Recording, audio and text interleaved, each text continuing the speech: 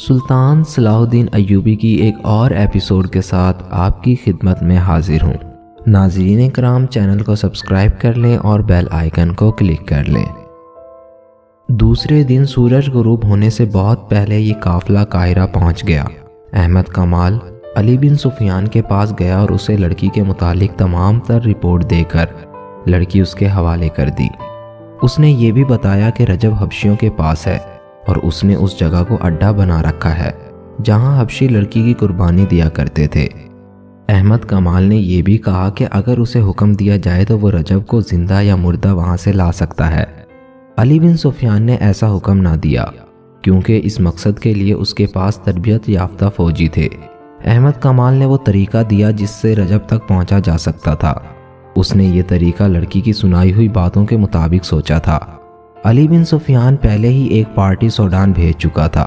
اس نے لڑکی سے تفتیش کرنے سے پہلے 4 نہایت ذہین کماندار بلائے اور انہیں احمد کمال کے حوالے کر کے حکم دیا کہ اس کے مطابق وہ سوڈان فوراً چلے جائیں اور رجب کو لانے کی کوشش کریں۔ اس نے احمد کمال کو واپسی سے پہلے آرام کے لیے بھیج دیا اور لڑکی کو اپنے پاس بلایا۔ لڑکی سے اس نے پہلا سوال کیا تو لڑکی نے جواب دیا، احمد کمال میرے سامنے بیٹھا رہے گا تو جو پوچھو گے بتا دوں گی، ورنہ زبان نہیں کھولوں گی، ہوا جلاد کے حوالے کر دو۔ علی بن سفیان نے احمد کمال کو بلا کر اس کے سامنے بٹھا دیا۔ لڑکی نے مسکرا کر بولنا شروع کر دیا۔ اس نے کچھ بھی نہ چھپایا اور آخر میں کہا، مجھے سزا دینی ہے تو میری ایک آخری خواہش پوری کر دو، میں احمد کمال کے ہاتھ سے مرنا چاہتی ہوں۔ اس نے تفصیل سے سنا دیا کہ وہ احمد کمال کی مرید کیوں بن گئی ہے۔ علی بن سفیان نے لڑکی کو قید میں ڈالنے کی بجائے احمد کمال کی تحویل میں رہنے دیا اور سلطان صلاح الدین ایوبی کے پاس چلا گیا۔ اسے لڑکی کا سارا بیان سنایا۔ اس نے کہا، آپ کا معتمد فیض فاطمی ہمارا دشمن ہے، لڑکیوں کو اس کے پاس آنا تھا۔ سلطان ایوبی کا فوری رد عمل یہ تھا، وہ جھوٹ بکتی ہے، تمہیں گمراہ کر رہی ہے۔ فیض فاطمی ایسا حاکم نہیں۔ امیر محترم، آپ بھول گئے ہیں کہ وہ فاطمی ہے، علی بن سفیان نے کہا۔ آپ شاید یہ بھی بھول گئے ہیں کہ فاطمی اور فدائیوں کا گہرا رشتہ ہے، یہ لوگ آپ کے وفادار ہو ہی نہیں سکتے۔ سلطان ایوبی گہری سوچ میں کھو گیا۔ وہ غالباً سوچ رہا تھا کہ کس پر بھروسہ کرے۔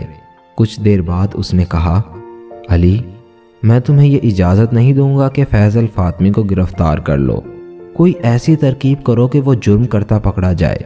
میں اسے موقع پر پکڑنا چاہتا ہوں اور یہ موقع پیدا کرنا تمہارا کام ہے۔ وہ جنگ جیسے اہم شعبے کا حاکم ہے، سلطنت کے جنگی راز اس کے پاس ہیں۔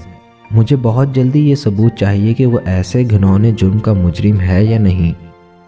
علی بن سفیان سراغ رسانی کا ماہر تھا، خدا نے اسے دماغ ہی ایسا دیا تھا۔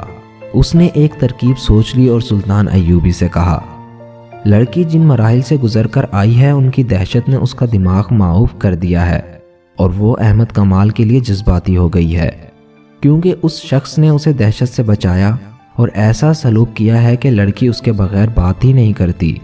مجھے امید ہے کہ میں اسی لڑکی کا استعمال کر سکوں گا۔ کوشش کر دیکھو، سلطان ایوبی نے کہا، لیکن یاد رکھو میں واضح ثبوت اور شہادت کے بغیر تمہیں اجازت نہیں دوں گا کہ فیض فاطمی کو گرفتار کر لو۔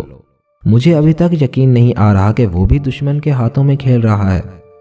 علی بن سفیان لڑکی کے پاس گیا اور اسے اپنا پلان بتایا۔ لڑکی نے کہا، احمد کمال کہے تو میں آگ میں بھی کود جاؤں گی۔ احمد کمال نے اسے کہا، جیسے یہ کہتے ہیں ویسے کر دو، ان کی بات سمجھ لو۔ اس کا مجھے کیا انعام ملے گا؟ لڑکی نے پوچھا۔ تمہیں پوری حفاظت سے فلسطین کے قلعے شوبک میں پہنچا دیا جائے گا، علی بن سفیان نے کہا۔ نہیں، لڑکی نے کہا، یہ انعام بہت تھوڑا ہے، مجھے منہ مانگا انعام دو، میں اسلام قبول کر لوں گی اور احمد کمال میرے ساتھ شادی کر لے۔ احمد کمال نے صاف انکار کر دیا۔ علی بن سفیان اسے باہر لے گیا۔ احمد کمال نے کہا کہ یہ بے شک اسلام قبول کر لے، لیکن میں اسے پھر بھی اسلام کا دشمن سمجھوں گا۔ علی بن سفیان نے اسے کہا، ملک اور قوم کی سلامتی کی خاطر تمہیں یہ قربانی دینی ہوگی۔ احمد کمال مان گیا۔ اس نے اندر جا کر لڑکی سے کہا، میں چونکہ تمہیں ابھی تک بے اعتبار لڑکی سمجھ رہا ہوں، اس لیے شادی سے انکار کیا ہے۔ اگر تم ثابت کر دو کہ تمہارے دل میں میرے مذہب کے لیے قربانی کا جذبہ ہے تو میں تمام عمر تمہارا غلام رہوں گا۔ لڑکی نے علی بن سفیان سے کہا، کہو مجھے کیا کرنا ہے، میں بھی دیکھ لوں گی کہ مسلمان اپنے وعدے کے کتنے پکے ہوتے ہیں۔ میری ایک شرط یہ بھی ہے کہ احمد کمال میرے ساتھ رہے گا۔ علی بن سفیان نے اس کی یہ شرط بھی مان لی اور اپنے ایک اہلکار کو بلا کر احمد کمال اور لڑکی کے لیے رہائش کے انتظام کا حکم دے دیا۔ اس نے دروازہ بند کر لیا اور لڑکی کو احمد کمال کی موجودگی میں بتانے لگا کہ اسے کیا کرنا ہے۔ تیسرے دن علی بن سفیان کے بھیجے ہوئے آدمی حبشیوں کے اس مقدس جگہ پر پہنچ گئے جہاں سے لڑکیاں بھاگی تھیں اور جہاں رجب حبشیوں کا قیدی تھا۔ یہ 6 آدمی تھے اور سب اونٹوں پر سوار تھے۔ انہوں نے بھیس نہیں بدلا تھا، وہ مصری فوج کے لباس میں تھے۔ ان کے پاس برچھیاں، تیر و کمان اور تلواریں تھیں۔ انہیں احمد کمال نے لڑکیوں کی رویداد سنائی تھی۔ اس کے مطابق علی بن سفیان نے انہیں طریقہ کار سمجھا دیا تھا۔ وہ پہاڑی خطے کے اندر گئے جسے پہاڑیوں نے قلعہ بنا رکھا تھا۔ ایک برچھی نہ جانے کہاں سے آئی اور ان کے سامنے زمین میں گڑ گئی۔ اس کا مطلب یہ تھا کہ رک جاؤ، تم گھیرے میں ہو۔ وہ رک گئے۔ حبشی پروہت سامنے آیا۔ اس کے ساتھ 3 حبشی تھے جن کے پاس برچھیاں تھیں۔ حبشی نے انہیں خبردار کیا کہ وہ اس کے چھپے ہوئے تیر اندازوں کی زد میں ہے۔ اگر انہوں نے کوئی بھی غلط حرکت کی تو ان میں سے کوئی بھی زندہ نہیں رہے گا۔ سب نے اپنے ہتھیار حبشیوں کے آگے پھینک دیے اور اونٹوں سے اتر آئے۔ ان کے قائد نے حبشی پروہت سے ہاتھ ملا کر کہا، ہم تمہارے دوست ہیں، محبت لے کر آئے ہیں، تمہاری محبت لے کے جائیں گے۔ کیا تم نے تینوں لڑکیوں کی قربانی دے دی ہے؟ ہم مصری فوج کے باغی ہیں، جماعت کے قائد نے جواب دیا۔ ہم بڑی دور سے 3 لڑکیاں ورغلا کر اور بہت سے لالچ دے کر لے آئے اور رجب کے حوالے کر دی تھی، وہ انہیں یہاں لے آیا تھا۔ ہم یہ دیکھنے آئے ہیں کہ لڑکیوں کی قربانی دی جا چکی ہے یا نہیں۔ حبشی پروہت دھوکے میں آ گیا۔ اس نے کہا، رجب نے ہمارے ساتھ کمینگی کی ہے۔